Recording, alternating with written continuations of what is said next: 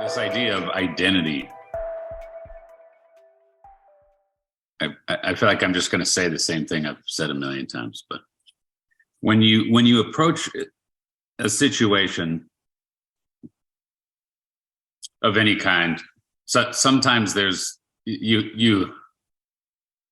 important to figure out, well, where are you in this, or who are you in this, right? Which is, for example, a role identity. And obviously in life, we play roles. And whether it's a momentary role or whether it's a more consistent role, like at your work, or a lifelong role as a certain member of your family, right? You're your father's son and your mother's son, Sky's husband. And so you orient according to that role and play that role and experience a certain identity via that role, and it impacts, everything. But then, of course, in a larger context, that role isn't an actual identity. It's not who you really are. And of course, you get to a certain point, let's just take a vertical scale. If you go high enough, who are you? Well, you're God, is what a lot of spiritual models will say. And of course, that's this abstract idea. But I think it's useful as an abstract idea. And as you come down from there, at a certain point, there's just this conscious presence. So one simple model would be God, spirit, soul, higher self, mind, body. Right? But you could slice and dice that. That's the simple model. Yeah. 6 things. So I'm glad you didn't shoot any higher than that, as far as how complex it should be. Yeah. So just this idea of being consciousness, or being soul, or being higher self, or being awareness, versus being thoughts or being emotions, let alone being a physical object, right? So again, in our mind, we can have these identities, because it's our mind it's the ego mind that's concerned about identity. The ego mind's going, wait, who am I in this? What am I? Am I good or am I bad? Am I useful or not?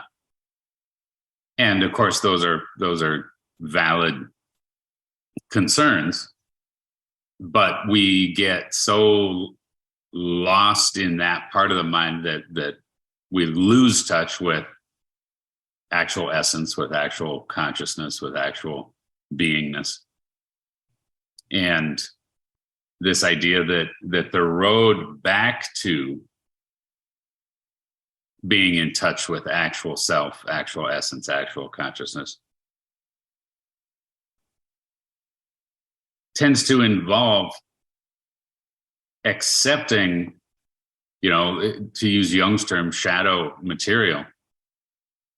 Because the very denial of the bad thing in you, whether you think the bad thing is anger, or whether you think the bad thing is vulnerability, or whether you think the bad thing is sadness, or the bad thing is greed, whatever the bad thing is that you literally block from your conscious attention, whatever the thing is, the act of blocking it separates you out from your beingness. So that idea that facing the darkness, facing the both sides of the duality, reconciling opposites, is the path back to awakening, back to self, actual self. And it's, again, it's one of those things that it seems like just an easy concept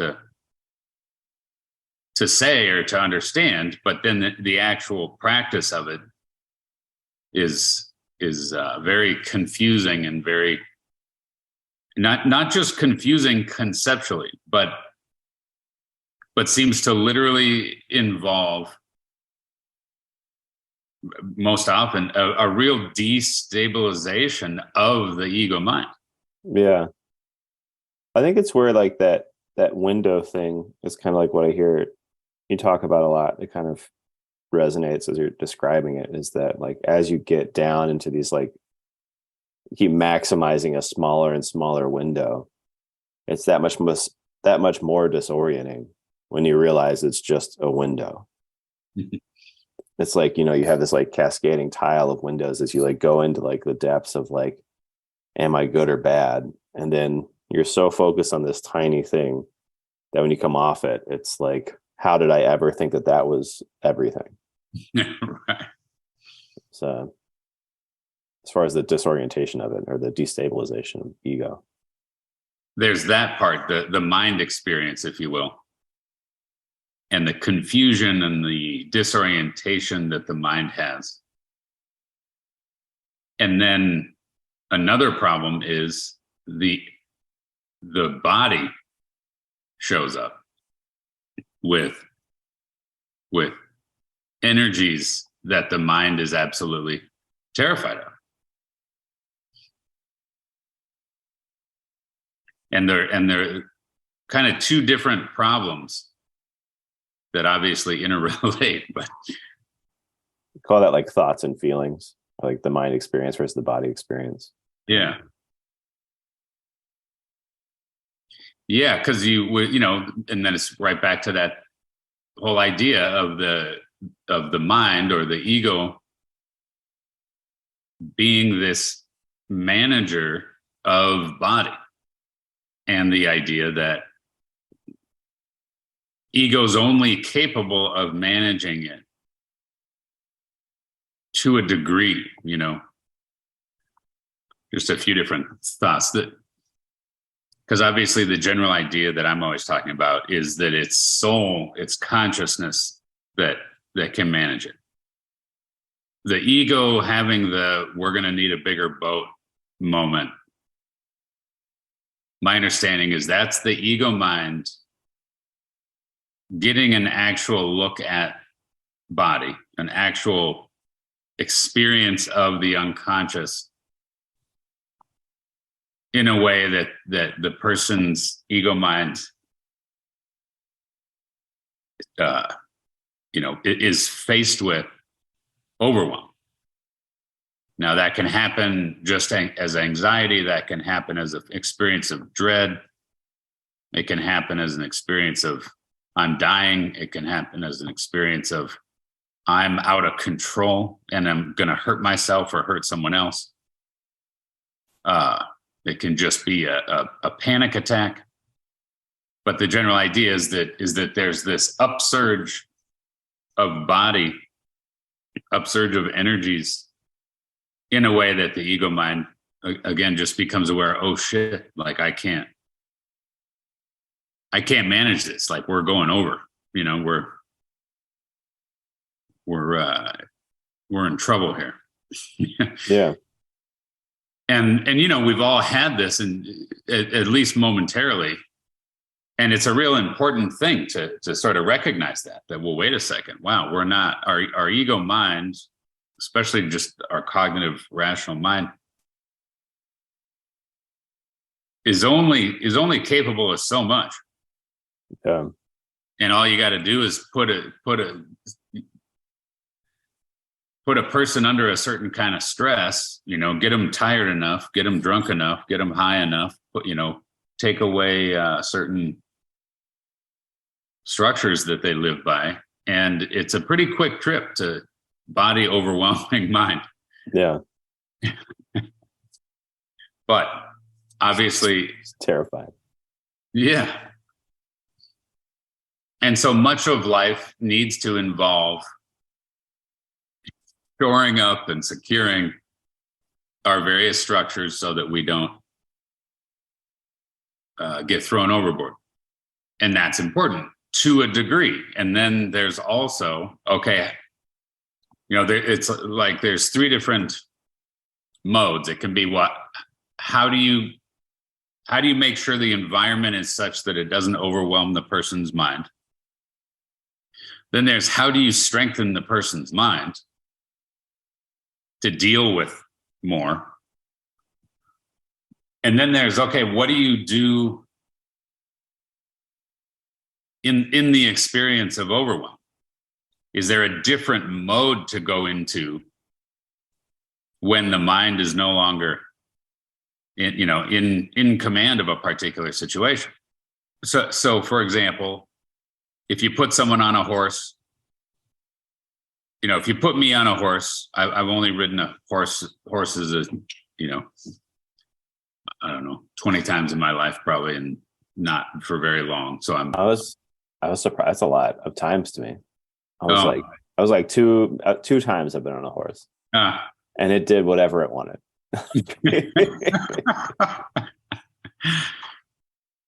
Yeah, I mean, I'm probably not much better on a horse than you, but if you put me on a horse right now, unlike, let's say, a 5-year-old that, and it would depend, maybe the 5-year-old would be awesome at it, but let's say certain people, you put them on a horse and they're going to freak out and they're just going to go into a get me off this thing, right? And they're going to stay in that mode of panic. Maybe they're just going to fall off. Maybe they're going to get bucked off. Maybe they're just,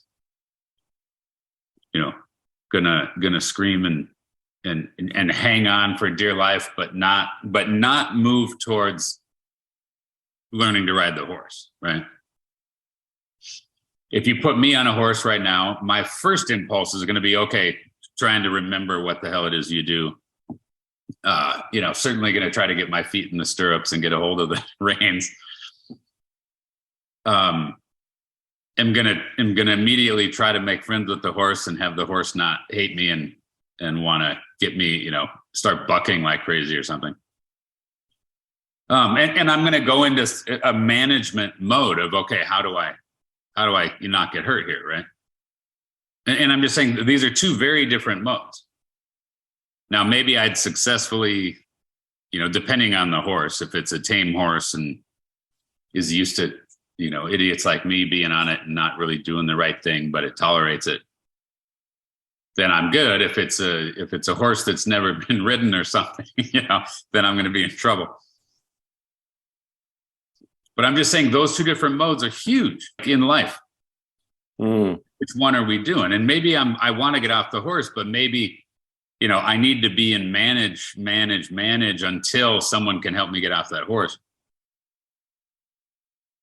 So at any given moment, what are we doing? Are we complaining that our environment is such that our mind feels overwhelmed, or are we working on our mind getting more knowledgeable, more open, more understanding, so that we can see that, oh, wait a minute, I can actually handle this, right? And it's surprising what humans can handle. It's surprising what humans can deal with if they go into a mindset that accepts the situation. But that's got to be an initial step, right? If you're just in the resist, get away, escape mode, at some point you got to turn towards the danger. You got to turn towards the threat. You got to turn towards the thing that you wish wasn't so. And you got to try to figure out, okay, how does one do this? How does one deal with this? How does one tolerate this? And it doesn't mean you like it. It just means you accept that challenge. And it's a big shift from how do I not have to face this to this is something I have to face. Yeah. But the facing it, the accepting it, is a shift in the mind, a shift in consciousness that makes all the difference. I'm trying to think, if we do an experiential, like maybe is there something that you're dreading right now in your life? Is there something you're worried about, or I'd say I'm not dreading it, but it's like uncomfortable. So I have a show next week. It's at a place I've never worked in. So just be a lot of new things that I have to do in a context that I've never worked in, or like the same things in a new context. Okay. So when you bring your attention to that, there one urge, one tendency is to go towards the fear, contract, block out, hide, right? Mm-hmm. And you could go in that direction and quit your job or play sick or try to get away. But obviously you're deciding, at least so far, okay, this is something I'm going to have to face. Even though you're wishing that it was an experience that you felt like totally adept and you got this and it was going to be piece of cake. Yeah. So you're deciding, okay, I got to go into a mindset of dealing with this. So literally you got to go into a certain scope and allow the experience, allow the event to be a reality in your world, right? Mm-hmm.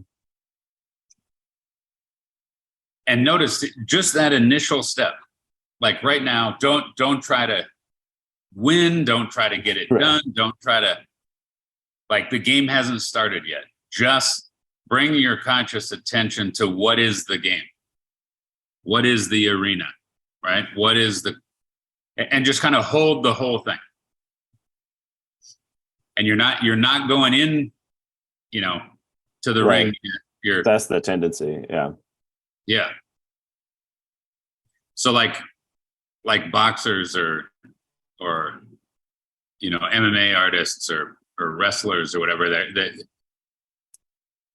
they're standing there and it's, in any sport or any activity, but when they go, they go in and now they're in the ring and they're standing in their corner and it's an intense moment, right? Because it's like, oh shit, here we are. This is going to be, mm-hmm. This is going to be intense. There's a lot riding on this, all kinds of people watching, blah, blah, blah, whatever the scenario is. But there's nothing to do yet. They're waiting for the ref to do whatever the ref's doing and blah, blah, blah. And the bell hasn't rung yet. So they're just waiting. Yeah. And it's obviously could be a very anxious moment. And it's interesting to look at those fighters and, and watch the mindset that they're in. Mm-hmm. And typically there's a gaze that you can tell their container is like the ring. Yeah, right. There's less awareness of what's going on outside of it. Yeah. And then within that, there's also just their relation to themselves, but you can tell that there's a shielding around what's actually going on inside that. Yeah.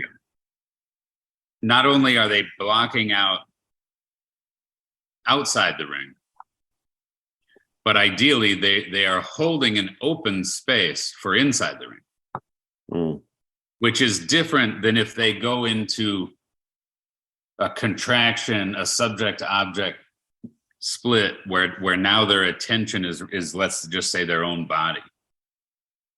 Because if their conscious mind isn't including the opponent, then the opponent is much more of a mystery, right? Than if their conscious mind is holding the whole ring and whatever might go on in the ring. When our conscious mind holds a container, whatever is inside that container, we have this felt sense of.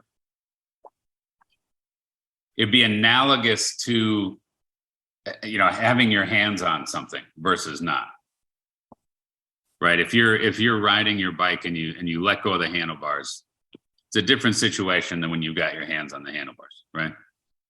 If you're riding with no hands and you sense the handlebars starting to, or the front wheel starting to turn, you sense it, right? Even though your hands aren't, you're not sensing it with your hands, you're sensing it with your balance, right?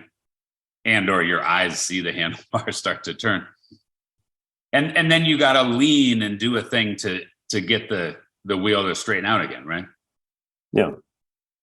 And so it's a way of riding, and some people can ride, very well and for a long ways with no hands, doing it that way.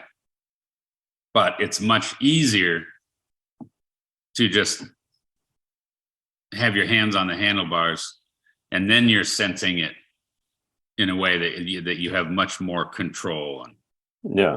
So I'm saying that's an analogy for if you're including a thing in your conscious awareness, it's like you got your hands on it.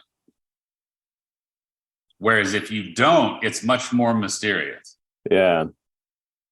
Again, not only do we feel more connected to that which we have our conscious mind including, but we have more of a sense of it. We have more of a felt sense. If you're same way, if you're going to wrestle with a guy to tie up with that person, you're in a different mode because you have this felt sense of what are they doing. Yeah. Versus if you are not touching them. Yeah. How does that relate to like field versus point? Yeah, good question. So it's when you're in that conscious mode, it's a field awareness. Mm-hmm. Whereas when you go into that subject object, now you're a point and the other thing is a point, or you're a point and the other thing is a field, and you're just toast because you're aware of the field being way bigger than the point. Okay. The grappling part to me, it's a second step, right? So there's the initial field of like potential when you are at either corner of the ring. And then when you start to grapple, there's kind of like it's a dialectic then, because there is in a sense a series of points, but still within that field. There's different ways to look at it, because like you could see that the entire grappling is still a field, but it would be like a level of skill, right? Like how identified you are with a particular state of the interaction. Mm-hmm. Like when the actual fight starts, when the actual thing you're still being aware of starts, how that shifts. Because I think you're saying that this conscious awareness of being like in touch with it continues even once it begins. So what does that shift like? So like if like the initially in the experiential, we're just talking about like, here's this thing coming, right? Mm-hmm. And then once it starts, because like the tendency is to identify with a hypothetical in the apprehension of what's coming. Yeah. And I guess for me, like at least with work, like it's easier not to do that in the moment, but leading up to it is harder. Yeah, because you can't. It's just remaining unknown, right? Yeah, right. Yeah, once it gets going, now you can take all this energy that's amped up and you can direct it. Yeah. When you hold a spatial awareness and then you allow that, okay, there's infinite probability that can happen within this field. Mm-hmm. Or even if it's a limited field, right? Even if it's, again, if I say, okay, I'm going to tell you a number 1 through 10. Okay, well, now it's a limited field. There's 10 options.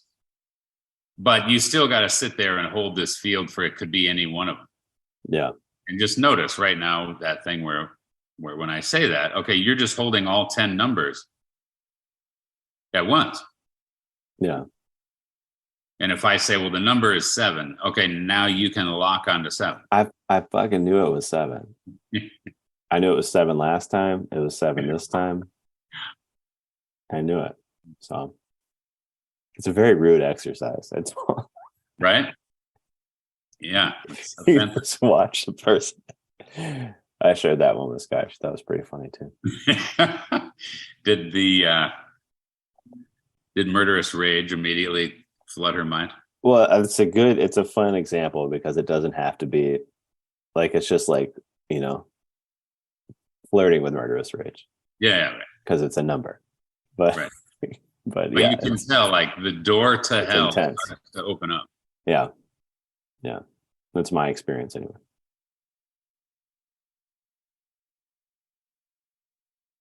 So to hold the could be this number, could be that. Even if it's just a choice between two things, it's like, can you? And it's a very different activity. Yeah. And to stay in that mode, one is more conscious, one is more relaxed, one's more secure, one is more able to function. And even function in real precise ways.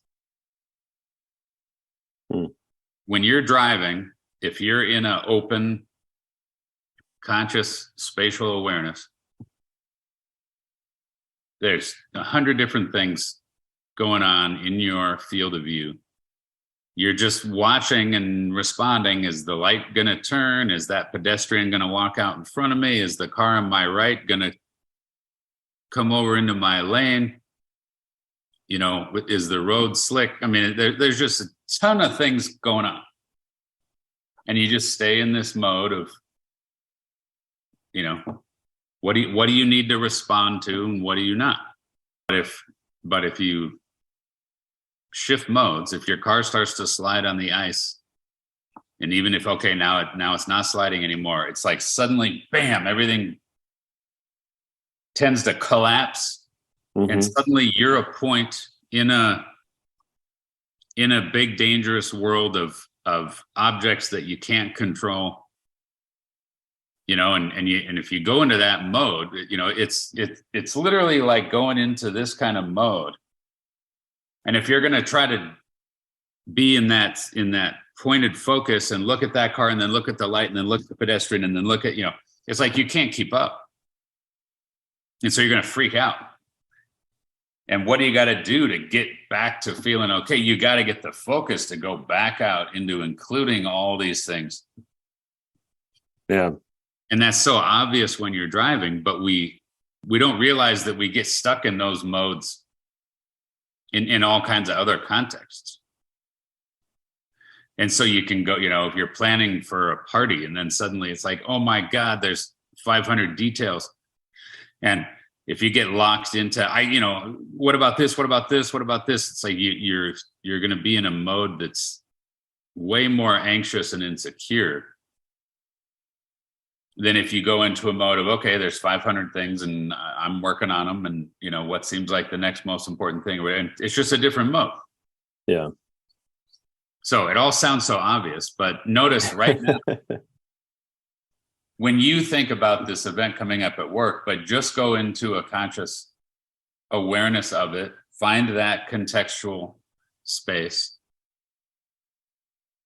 And at the moment, just allow that, well, it could go super well and it could go super bad.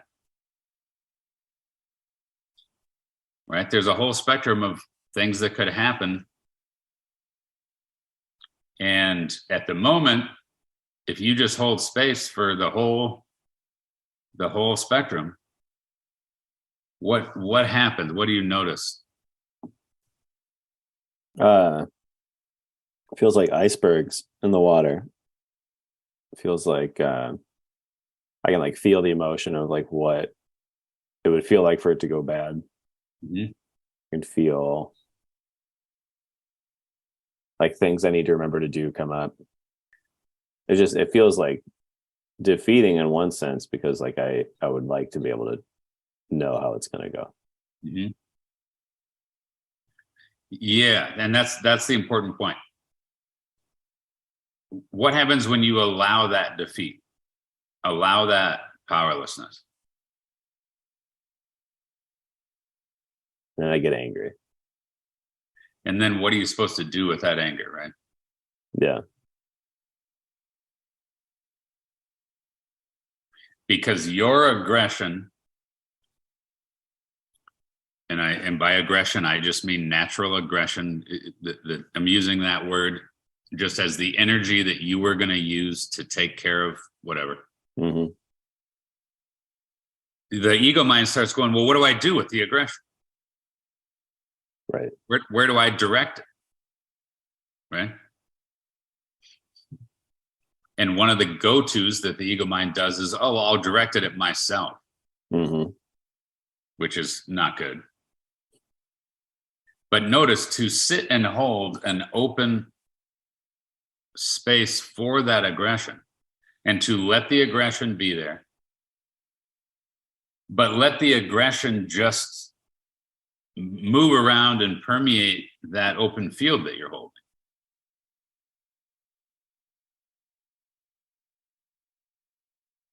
And notice that you can handle that aggression.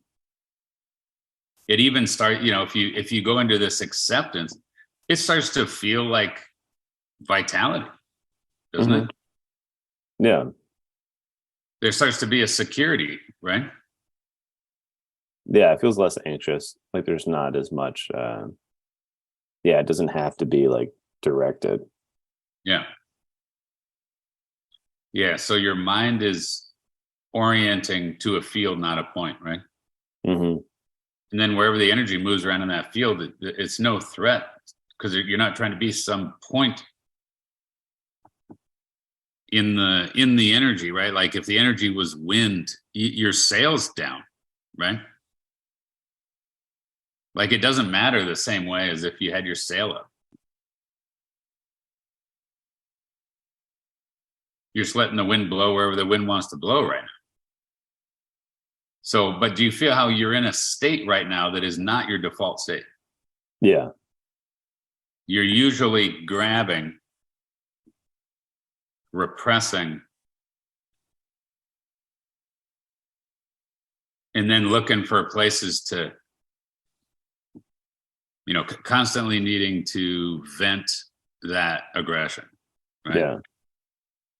Whether it's biting your lip or chewing gum or tapping your foot on the floor or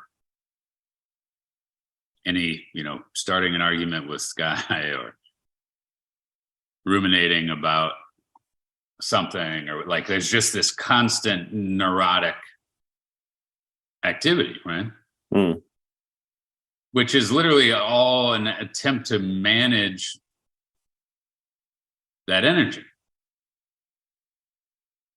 But when you stay open and just allow that aggression, notice that, well, the mind starts to, the ego mind starts to become aware that it's sitting in an ocean of energy, right?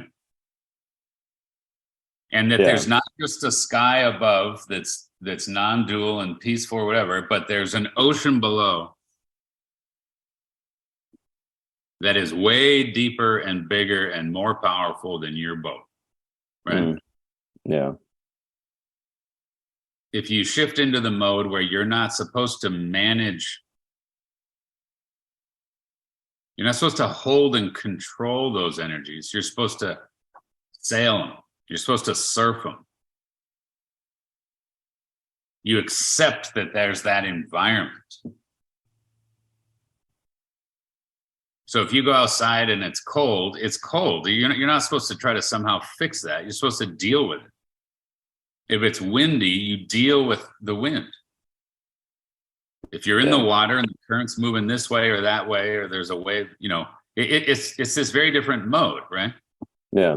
The surfer can complain about the waves all, but it's like, what's your point? Like you either got to, the surfer is accepting that the surf is what it is, and then paddling where the surfer needs to paddle to get on the wave and ride it, right? Yeah. So you feel how that the energy from below, it comes up, and for example, it comes up into the first chakra. Mm-hmm. When you ease up and allow more energy to move, suddenly there's energetic charge that seems to exist, right? Yeah.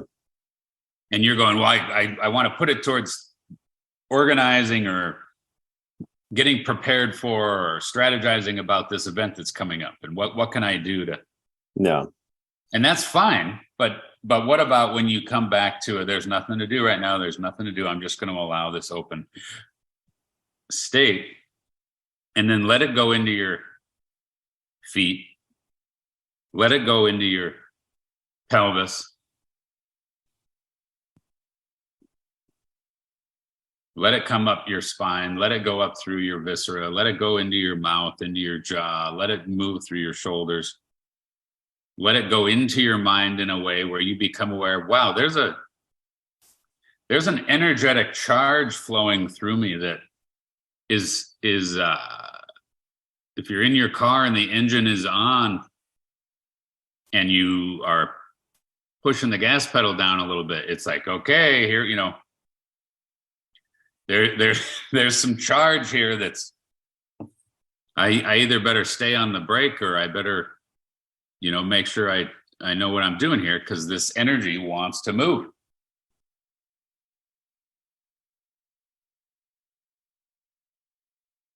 And you feel how you can very easily hit an edge where your mind starts to go, whoa, wait a minute, that's kind of too much, right?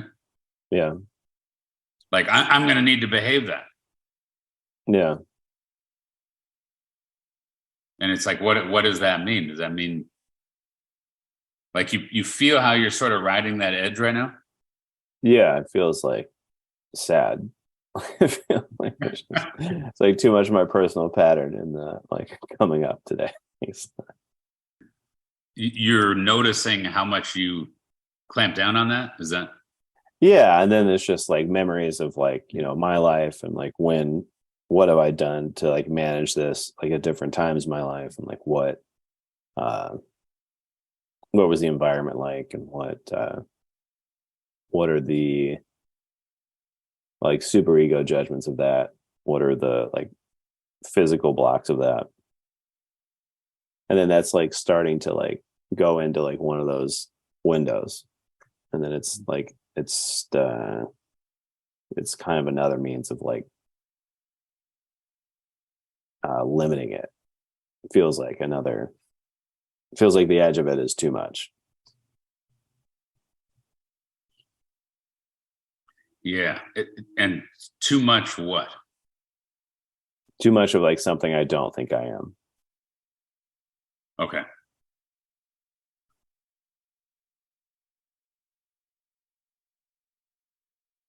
So you feel that threshold between, or let me ask you this. Are you noticing first chakra? You feel like you can discern? Mm-hmm. Okay. And so this primordial ground with its charge is coming up into your first chakra, correct? Mm-hmm. And then your first chakra could behave it. Yeah.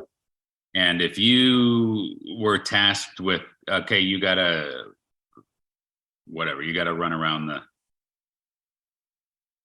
the lake right now. It's like, well, then that energy would be useful, right? You could use that energy to run around the lake. Or right now, if we were going to try to pick up your desk and we were going to move it to a different, it's like, oh, well, that energy then would be useful. You could channel it into that body movement, right? Yeah. But then when you notice the experience, okay, but what if there's nothing to do with it? You got to just sit there. Right. Then notice that threshold so just choose to go up a level and just be aware that, okay, there's this charge and there's nowhere to go with it right now, right? Yeah. So it's just moving, but your mind is staying off it. Meaning you're not grabbing it to harness it to do something.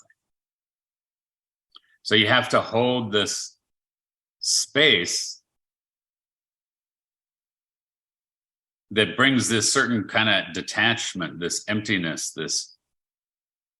this awareness of not having the satisfaction of that energy plugging into something. Yeah. Feel that? Yeah. And so that's a certain kind of angst, a certain kind of suffering, a certain kind of, you feel it's a certain kind of maturity. Yes. Yeah. I think what the shift was from like for me, like what happened was like there was this empowering sense to it, and then eventually shifted to shame. Ah, yep. And say more about the shame.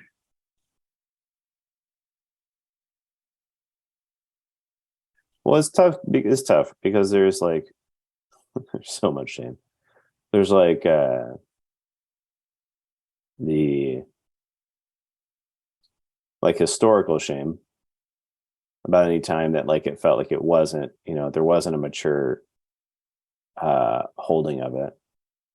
And then there's also just the shame of like some sense of like, why haven't I figured this out yet? Mm.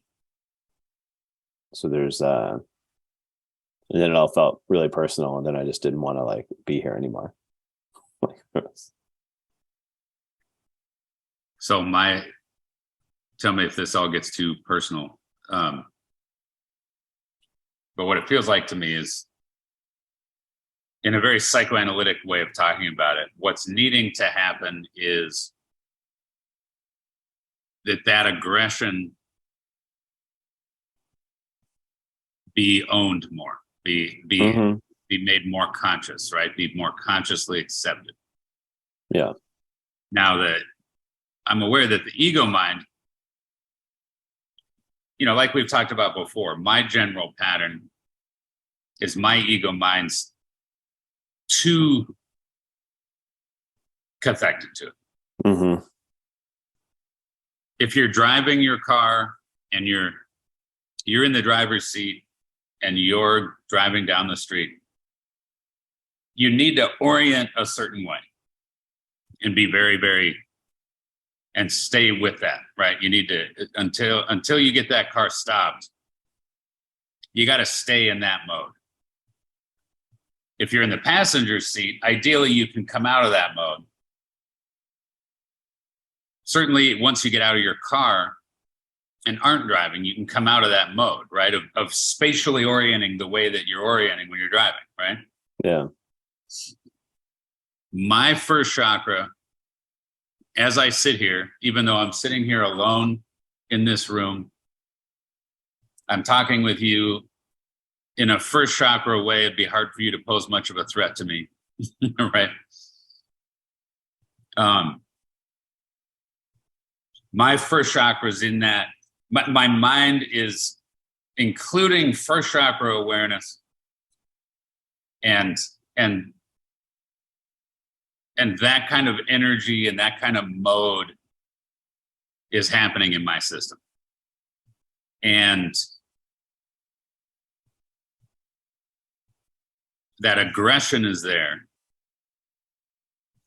The aggression feels like it's good because it's my ability to face world. So there's a certain confidence, a certain strength, a certain ambition, et cetera, right? Mm-hmm. But at the same time, when really there's nothing to do with first chakra aggression at the moment, then it's like, well, okay, what do I do with it? Do I grind my teeth? Do I just sit and deal with paranoid thoughts? Do I hold tension in my in my tissue in ways that I don't even realize it? Yeah. And it's like, wow, I'm probably in a way more hyper aroused state. My adrenals are working harder than yours are probably. I live in that mode of I'm on watch. I'm not just accepting that, well, physically you're fine, again, just like the person that can't just sit in the car and be on their phone or look around or not, like the person that has to backseat drive and be as tracking the road as if they were driving. Yeah. Right. Like I'm tracking the road like I'm driving. even right now, sitting here by myself in my first chakra. And it's like, wow, you would think I can come out of that mode right now. Yeah. And if something happens that requires it, then I should be able to shift back into it. But I'm aware it's a pattern of mine, and it's the, in those character structures, it's more the psychopathic mode. Yeah. Whereas if yours is more the masochistic, what I was trying to get at is, okay, so when I start to let go and move towards that, again, I start to feel a bit unsafe, and I just start getting messages like, what are we doing? What are we doing? Like, this isn't safe to just sit here and not be tracking like what's going on. Yeah. And if I stayed in it long enough, I'd probably arrive at shame. Does that make sense? Mm-hmm. Okay, so then if we go back to you, what happens if right now, just even if you're just an actor, it's like, okay, you're supposed to be in a mode right now where you think someone, is going to be coming into the room with a gun, and so you're ready.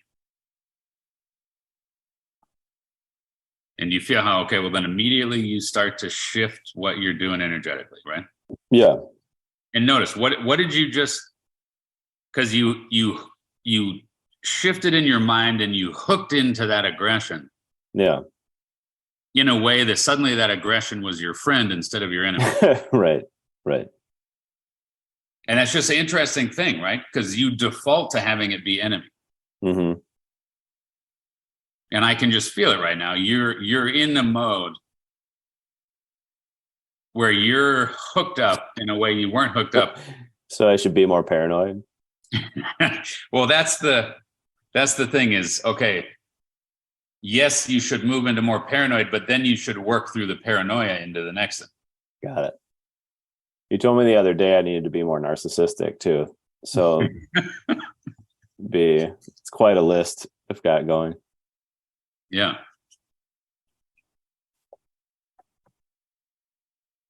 So notice, as you sit in the paranoid now, right? Yeah. But you're more empowered. There's less shame, right? Yeah. Like, fuck the shame. I got to deal with this guy that's going to come in with a gun, right? Right. After I kill him, I'll go back to my... Yeah. Okay, but so if you stay in that paranoid state, but now same thing, go up above it to where there's nothing to do with that paranoia. There's nothing to do with that aggression at this level. Now, do you have to default back to shame, or is there a way to go? That feels like psychosis. Okay. Hence the psychopathic. Yeah. So if you stay with that and just say more, like why is it psychosis, or how do you experience Well, it's that? like the spiraling up versus spiraling down. It's like, Yeah. Okay.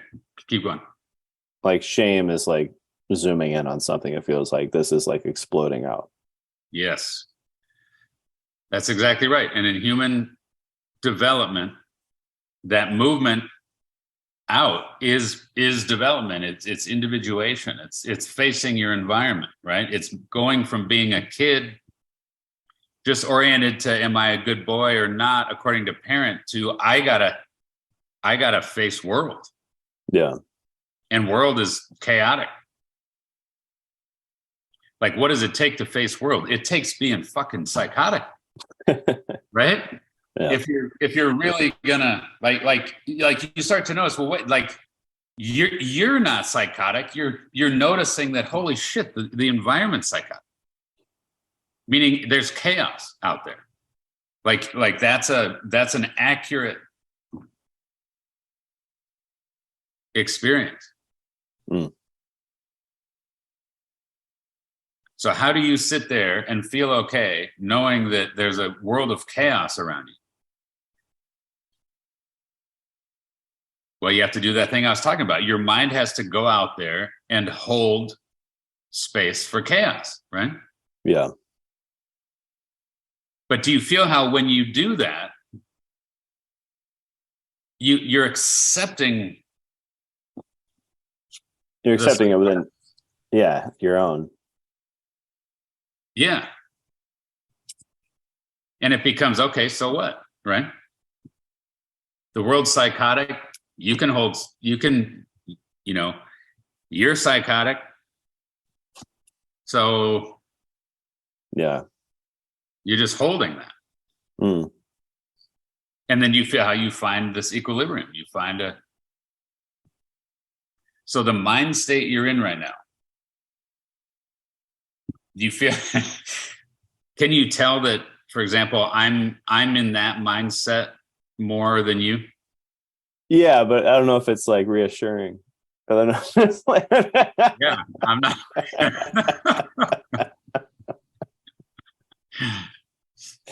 It's good though. It's because there's like the feeling of it, just the feeling alone of it is a little alien. Mm-hmm. But like I think because the times I've felt it have not felt like normal. Yeah. So to experience it, it's like, well, like I can feel that it's okay, but it's also not normal. And so there's like a little like it feels like mania to me. Mm-hmm. But like a different like color of it. Yeah. Okay. But notice if you just allow that mania in your mind. Yeah. But hold space for it. But the mania of it is like getting excited about it. Mm-hmm. Does that make like? Yep. It's like deciding, oh, this is everything. It's like, well, no, it's not everything. The conscious container that you're holding right now is not your default conscious container. Yes. Yeah. But as you stay with it, what will happen is you'll be less and less trying to organize the content and you'll just hold the container. Yeah. In the same way that if you're looking at a stadium of 40,000 people, right? You just be aware, wow, that's a lot of people. Yeah. But you're not trying to figure out what each person's doing, right? You just are holding like, that's like total chaos compared to interacting with one person, right? Yeah. But you just allow it. Some people freak out. They don't like to be in a stadium of 40,000 people. It feels overwhelming. Yeah. Why? Well, because they can't go into that mind state where they can just feel comfortable going, yeah, there's this sea of 40,000 people. Like their mind is overwhelmed by the processing. And it's like, well, you're zoomed in too much. You got to zoom way out. Right? Yeah. Okay, so you're zooming out right now. And then you're aware that, okay, when I zoom out like that, there's all this energy. It's like, yeah, but just allow it. But notice that your aggression has more of a free flow, doesn't it? Yeah. It's nice. Every now and again, I remind myself that somebody's going to come in and shoot me. And then it kind of like, it helps. Right. Because you need to stay good guy, right? Because if there isn't an enemy, well, like, what are you supposed to do with all that aggression, right? Yeah. Like, it's going to be aimed at something, and geez, if there's no bad guy to aim it at, it's like, well, you can go back to aiming at you and collapse down into shame. You can do that whenever I want. Yeah. So if you were drafted into the military, wouldn't you imagine that, okay, you're going to need to sort of go into this mode and stay in this mode more of the time than before you're drafted into the military, right? Yeah. Because the right from boot camp, you're going to be asked to stay in this fucking mode and be ready to aggress and to track in this way and to harness, have your aggression ready to fucking go. Yeah. And follow orders and do the thing and run over here and run over there and shoot this and shoot that and do 20 push-ups. And and just be ready to fucking go like that and be on it. Yeah. And it's like, well, like, why? What's all that, what's all that for? Because that is all going to be in the service of defeating the enemy. Right? Yeah. So that aggression, that power, that violence, that movement of energy, that death, that ability to cause death, that movement towards destruction, you're harnessing that so that you can direct it at the thing that you're going to fucking destroy. Right. And it's easy to go, well, geez, that doesn't sound like peace and love. Right? That doesn't sound like shouldn't we try to get humans to stop doing that? And I'm saying we need to transcend it. We can't hold it back. Yeah.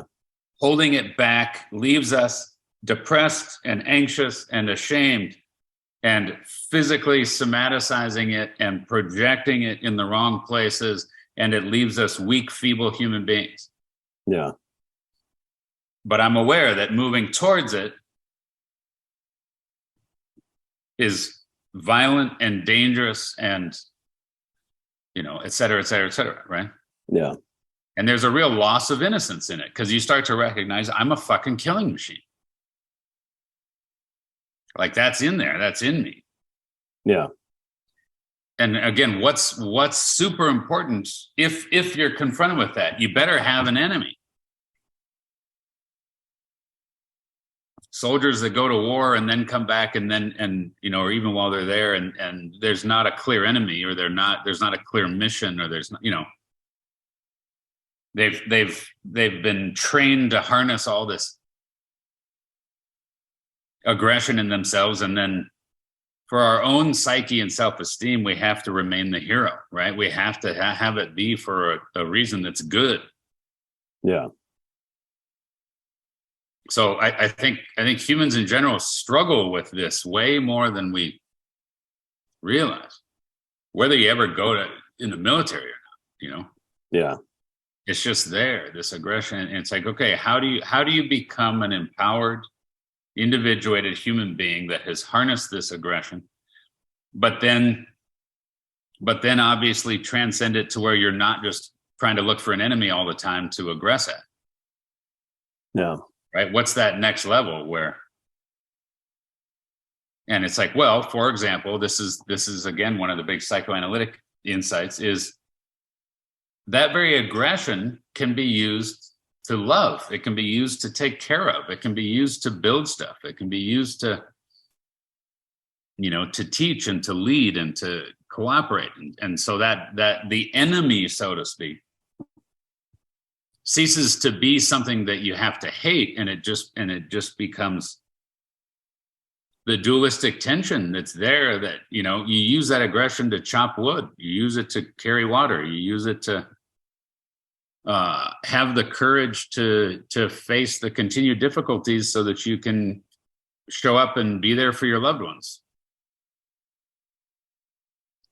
So all that aggression, all that anger, all that whatever, it becomes, right, it's online in a way, again, serves a higher and higher purpose. But what's required to shift, because like you said, when you shift it up out of when you let the energy move, but then you went up above to, well, there's nothing to aggress at right now. Well, that there was an immediate death, there was immediate sadness, there was an immediate what then, right? Yeah. This energy then just seems bad. It's just plaguing me. It's just torturing me. If I'm not going to hook into it and cathect in a way that it feels like it's good. And it's like, yeah, but when you go to that next thing where it feels empty and dead and frustrating and whatever, it's like you're building that next container. Mm.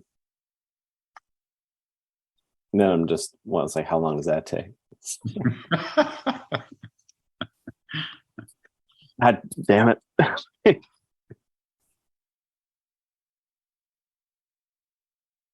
What about, just as an example, this event that you have coming up, right? There's this aggression, and then, okay, and then you can hold this scope, and it's like, I'm going to go in there and I'm going to get in that ring, and I'm going to, you know, go through it. But then notice, what if, just hypothetically, actually now you're going to shift, and you're going to actually coach someone else through it. So you're off the hook now. The person that's doing it is on the hook. Mm-hmm. But you're willing to help out. You feel how, well, that's a shift. Mm-hmm. So to go from player to coach, it's a different contextual space, and it's a different mode. And so when you're in that mode, you notice, okay, well, you're more comfortable, right? But it's a different kind of work. It's work, but the work's different. It's one thing to say, just give me the damn ball and get out of my way. Right. It's another to say, hey, we got to work as a team here. Let's run. And then it's different again to be the coach and be watching the whole thing. And again, it's just these different contextual spaces. And when we go, you can go into that larger contextual space, even if you're a player. And I'm saying that's required to take your aggression and. No, I like it. I like it. I'm just kind of, that makes sense. Okay. Yeah, like taking it and running with it versus like the mindset of a coach. I like it. And then also the like feeling that context while still being a player is an interesting shift.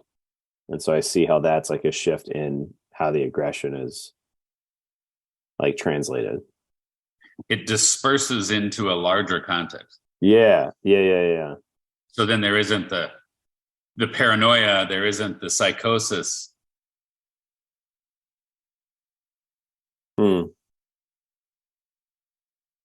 That's pretty wild. Because in your mind, you're two people then. Yeah, right. And so the container is like giving it to some other part of yourself, but the shift it's trippy. That's totally it. It's that duality is there. We have that dual aspect to our psyche. And ideally, we're aware of both.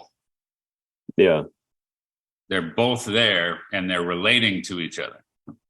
But I like how we've kind of come to it in this particular context. That like, here's this activity I'm doing and one role or identity that I have with it. And that I also have this other identity. Yeah. And that identity can be related back to that particular context and then share in the load of it. Yeah. And that's what's happening when people are talking to themselves, right? Mm-hmm. I mean, people can be doing various things when they're talking to themselves, but I mean, yeah, it sounds crazy in one sense, but it's not like talking to yourself and like trying to reassure yourself. Mm-hmm. Yeah. Yeah. There's times when even if you don't make a habit of talking to yourself, there's times I think that we all hit where, every once in a while I'm freaked out enough, to where sometimes, again, even looking in a mirror and it's like, all right, Lance, like, what the fuck are you doing? Or all right, Lance, you got this, calm down, like get focused here or get whatever. And it's a very important thing that ideally that it's hooked up. Ideally it's hooked up. So you notice right now sitting there, when you go into that mode, of them both being there. There's the Jeff that is the individual that's doing the thing, and then there's the you that's right, Yeah. first person and third person. And when Yeah. you let them come together, there's presence, right? Yeah. And you feel how like that happens when we feel confident, when we feel sure.